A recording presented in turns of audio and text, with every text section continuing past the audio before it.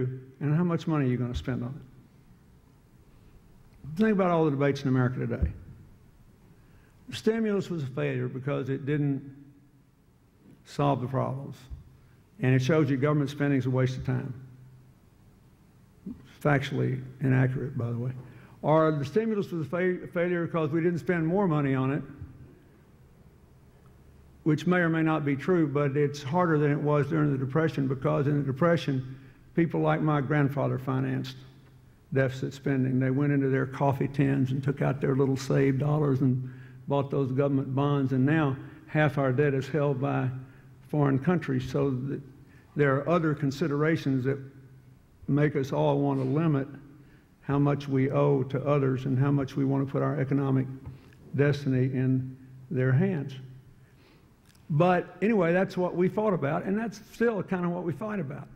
There was almost no discussion in the long career I had in public life, about the third question, which I would argue to you will be the most important question of the 21st century, which is, whatever it is you propose to do, and however much money you have or don't have to spend on it, how do you propose to do it so that you can turn your good intentions into real changes in other people's lives? And I think what Winrock has done such a good job of is trying to answer the how question.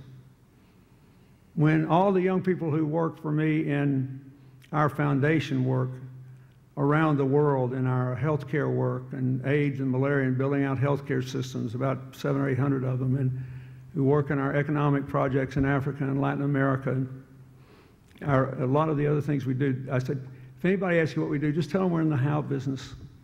We're just trying to answer the how question. We're trying to figure out how to do it faster, cheaper, better, knowing that we can't solve all the problems in the world. But if we can just do this, we can then show something up to people that those with the resources and the authority to do can absorb. And that's sort of what we have to do. September is becoming fast my favorite month of the year, because it's always in September that the United Nations opened, and I host this meeting of the Clinton Global Initiative where we ask all the world leaders who come into the UN, plus philanthropists, NGO leaders, business leaders, and others, to come and meet and talk. And virtually nobody gives a speech. I mean, if the president comes, we let the president give a speech. If the UN Secretary General comes, we let them give a speech. Nobody gets to talk more than 10 minutes. Everybody else is in a conversation. And at the end, everybody who comes has to make a commitment to do something about one of these problems, or they're not invited back next year. Now, I thought this was a fool's errand when I started. I thought, who in the wide world would actually pay to go to a meeting where the primary benefit of the meeting is you have to do something else? But in 5 years, we've raised $57 billion worth of commitments over a 10-year payout period that already have positively helped more than 220 million people in 170 countries. Because people are dying to be asked and to know how to affect change. It is not that people don't care, it's that they don't know how, and nobody wants to be played for a fool. Nobody wants to put their money into a corrupt enterprise. Nobody wants to put their money into a system that can't function. They want to know how. And I hope in the years ahead that Winrock will be able to amplify its influence through your distinguished board members and in other ways by making sure more people know what you're doing and try to replicate the model of how this operation is organized and how you make a decision on what you're going to do, apply resources to it, and then keep score. I think it's really, really important, because otherwise, sooner or later, with all these economic turmoils hitting us one way or the other, people could lose their enthusiasm for this work. I was scared to death last year. We were in the bottom of that great recession that nobody would show up at our meeting, but they did, and we had a good year, and this year should be our best year ever. But it's because people think we're not going to waste their time or their money. And you do this all day, every day, and I think it's really, really important. And for those of you who are just here in support, I just want to tell you, for example, Winrock has participated in the Global Initiative. And 5 years ago, they pledged to basically extend the impact of their LEED-rated new headquarters building and leverage their network to develop in developing countries to help other people figure out how to incorporate green design principles so that in poor countries it actually save money and use the energy that was there and they wouldn't have to pay to import it. And that's really important. You think about it, most of the poor places in the world are hot. They're sunny. And a lot of them, the wind blows. Look at the Caribbean, our nearest neighbors, of which Haiti is the most prominent case in point. Do you know they have the highest electric rates in the world? Why? Because only Trinidad has any domestic energy. And if they produce and distribute electricity in the traditional way, they have to import it all, which is highly expensive because you have to go over or underwater in one of a number of technologies, all of which cost more than it does to run this air conditioner here. So the people least able to pay are having to pay more.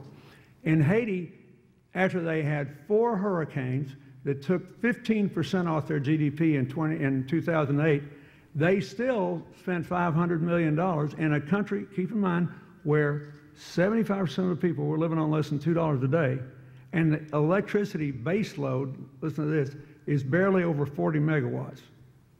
Nothing. They still spent $500 million importing fuel for electricity generation. But they could be completely self-sufficient if they knew how. And someone would help them. I won't bore you with all the details, but I'm trying to illustrate the importance of this Winrock commitment. I have worked with the island of Anguilla. I have worked with our friends in Puerto Rico, and they have gone to some significant extent to try to develop and involve their utility companies in a strategy that will, in the next few years, make them completely energy independent. You want to do something for poor people in the world so that the women can work at night and the kids can do homework and they don't have to pay imported prices to do it? Make them self-sufficient in the generation of power and light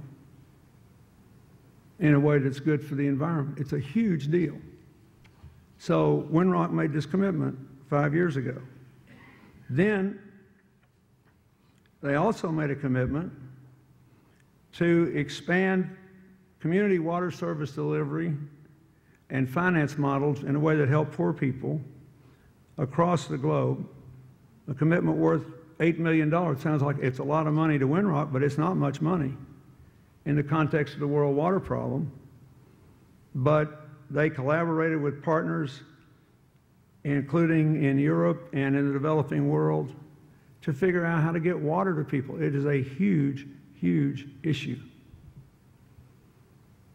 And it deals with, keep in mind, one of the 4 leading causes of deaths among poor people throughout the world. All those things I mentioned, AIDS, tuberculosis, malaria, and waterborne diseases, those are all the killers of the poor. We don't die that much in America.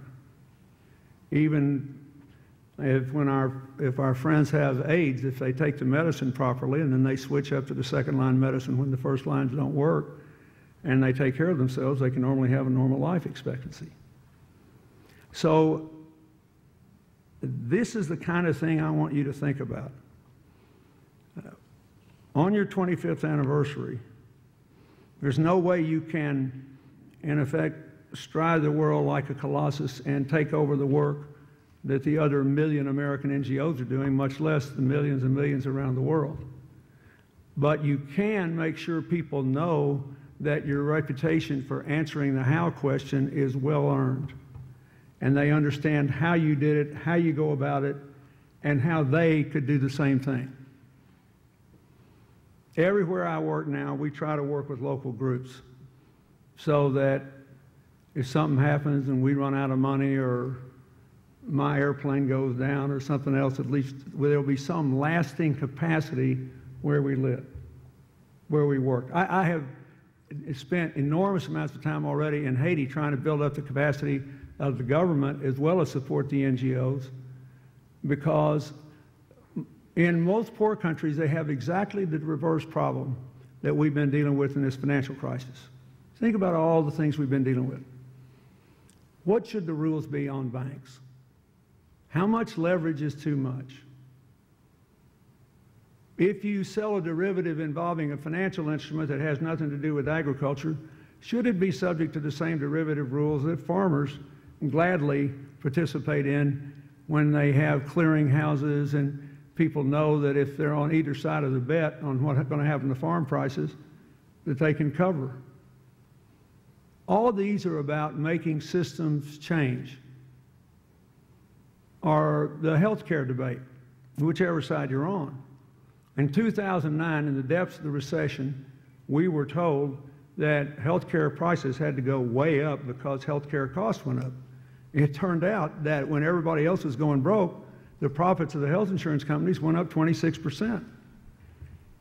So the great unstated reason there's such a feverish debate in this election over healthcare reform is that the law requires 85% of our healthcare premiums to go to healthcare.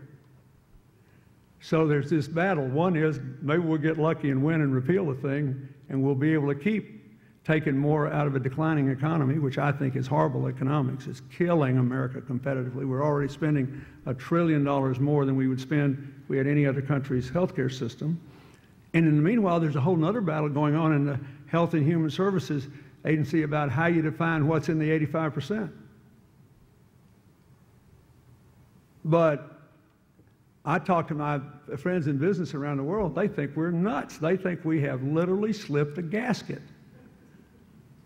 in a global economy, that we just don't care that we're blowing $1 trillion we wouldn't spend if we rearranged our system in a way that would also get better health care. But the point is, what do big countries worry about all the time? They've got systems. That's how they got great. That's how rich countries got great. Every one of us, even those of us who had difficult childhoods, was not born in a log cabin we built ourselves. Every one of us, for all the difficulties we might have faced, had some predictability in our lives. That is, we knew if we did this or that or the other good thing, a good result would come to us. And that's how we all got to be in this room today.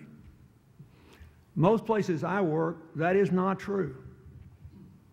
Daily life is the equivalent of a guerrilla war, just like a lot of places where Winrock works. There are no systems, therefore no predictable consequences to good conduct. So you spend your time trying to build systems, and that's what I'm trying to do in Haiti. And then meanwhile, all over the world, if you look at the Greek financial crisis, for example, you see an example of that. Every country that reaches a certain level of development then has to shift its thinking to figuring out how to constantly be able to modernize its systems when the people in control of them are more interested in preserving their position than advancing the purpose for which the institution, whatever it is, was established in the first place. And the great struggles of the 21st century will be played out in that way. Can the systems of the wealthy countries be reformed? Can the poor countries be induced to develop systems free of corruption, transparent, meritocratic enough to attract talent and to give basic predictability to ordinary people's lives? Somebody's got to be out there figuring out how to do that. Because 99% of the people involved in all these endeavors are really good people. They're not bad people. They don't wake up every day thinking, how can I soak somebody? They're just in a system or a non-system that doesn't work for most people. That's what I hope Winrock will do. And what I hope over the next 25 years you'll be able to do is to make sure 100% of the people who care about this work will know what you do and how you do it, and try to get to the point where they can perform as well as you have. Thank you very much.